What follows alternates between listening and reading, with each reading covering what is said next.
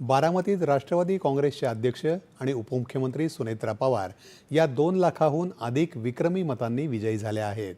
या विजयाबद्दल त्यांनी बारामतीकरांचे आभार मानत बारामतीच्या विकासासाठी सदैव कटिबद्ध राहण्याचा विश्वास व्यक्त केला।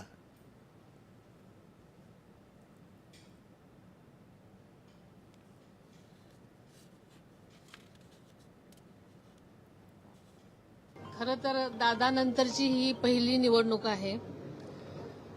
मला कधीही वाटलं नव्हतं की मला अशा प्रकारच्या निवडणुकींना फेस करावं लागेल। मन खरं तर खूप भरून येते, पण आज बारामतीकरांनी जो दादांवरती विश्वास दाखवलेला आहे, प्रत्येक बारामतीकरांनी दादांनी केलेल्या विकास कामांचं प्रतीक म्हणून आज त्यांना जी भावांजली वाहिलेली आहे असंच मी म्हणेल।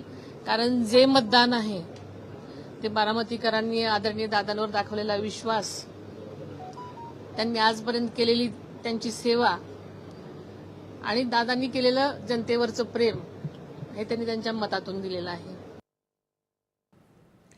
राहुरी मतदारसंघात भाजपाचे उमेदवार अक्षय कर्डिले हे 1,12,587 मतांनी विजयी झाले।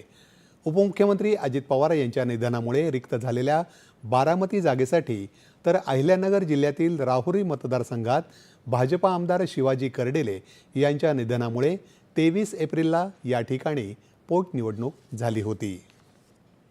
आणि यानंतरच्या बातम्या।